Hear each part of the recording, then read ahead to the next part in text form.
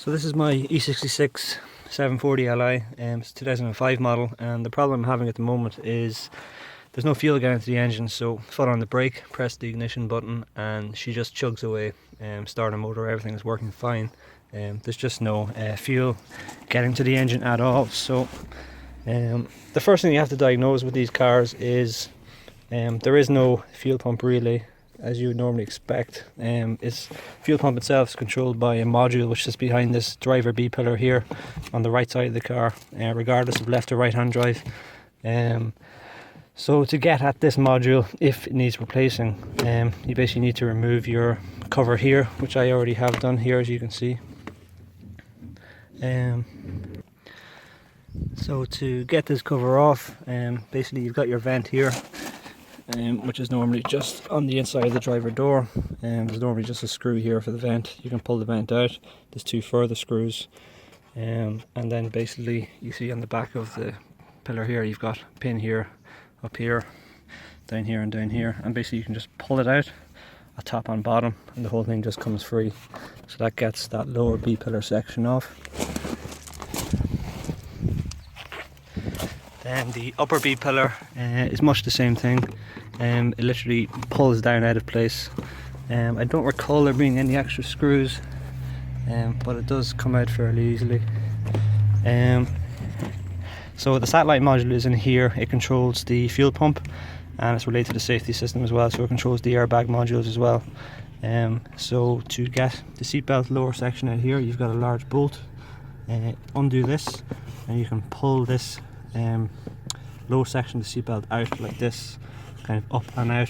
Very, very difficult to do, but once you do have it out, there's a single screw here. There's two upper ones as well, and basically once you have the lower seatbelt retractable roller out of place, you can disconnect two cables from the bottom, and you can slide the whole module out of the B pillar.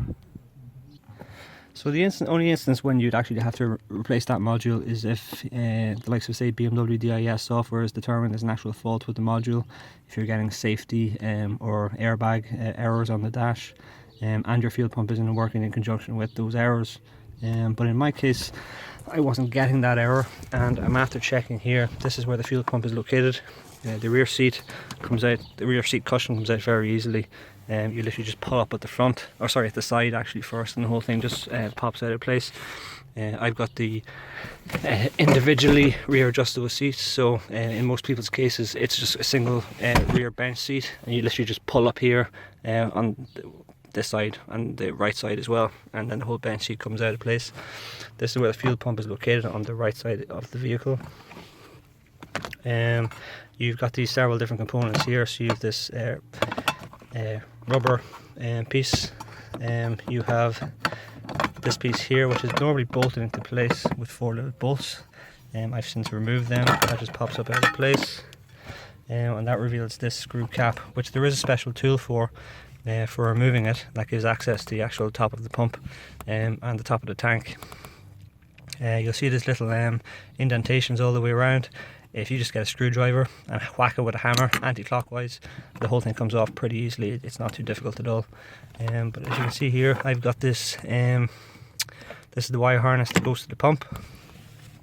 I've put this inline tap, and I checked voltage of the black and purple cable, and I was getting voltage no problem. So on ignition I was getting 9 volts to the pump, and the pump still wasn't turning over. And when you open the car as well, with the key fob,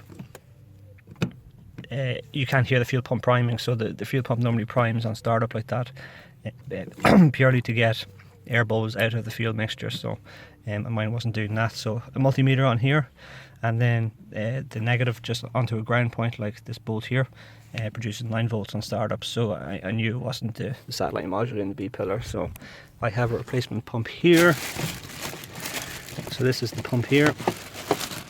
I'll show you now what it looks like when it's actually in position, so if I can get it out of this bag.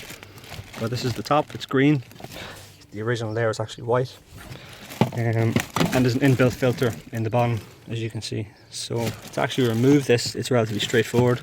All you have to do is there's a single connection here, and there's two prongs here either side. So they just squeeze together and you just pull it up out of place, and that's basically how it comes out of the tank. So here is the inside of the tank. This is the old fuel pump. You can see here the black connector. This has to be undone before you can remove it. As far as I'm aware, I'm about to remove it now. That's the only connector that you have to disconnect. So once that's disconnected, you can grip down on, this isn't too visible, this connector here, sorry, this little tab here and the tab over here. So if you just basically squeeze them both together, it should lift up and out. So first thing I'm going to do is siphon the petrol out of the tank first. So I have the old fuel pump removed. This is what the tank looks like when there's no pump in it. I had to take out 4 litres of fuel just so I could get my fingers on the 2 tabs just to lift the fuel pump out. But that's basically what it looks like. You can see here where the 2 tabs connect on this side and on this side as well. So this is the old fuel pump here. It came out pretty easy. Just when you lift it up, it does drip very heavily, so be sure you've got plenty of towels about. So now to put the new one in.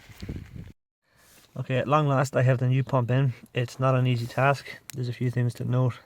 First of all, drain as much petrol out of the tank as possible. I started off with only 4 litres. I took out 8 litres, and to be honest, I could probably have taken out more, but there's 8 litres gone out of here, and as long as the petrol level is below where these clips clip in, it does make it a bit easier because you can see what you're doing. The bottom of this piece here, this circular column, there's no ring on it, and that has to seat down into an opposing socket basically. So the whole unit has to clip in here, and has to clip in here as well. So the cabling has to be in a particular format as well, so it's kind of like in a spiral as such once it's all in place. So that's the kind of shape that we're going for here. So once that's reconnected, that should screw in nicely. So that worked out extremely well. The engine's now running, top plate's back on, new pump did the trick.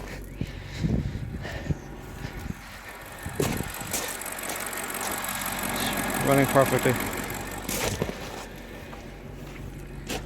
So as soon as I hit the ignition, maybe 1 or 2 second delay, and it started right up. What had me a little bit worried was I plugged in the fuel pump, and I thought it would prime automatically, much like it does every time you open the car or unlock the car, but it didn't do it. So I thought it hadn't repaired it, but as you can see, the engine's running. It took 1 or 2 seconds to get going, and very pleased.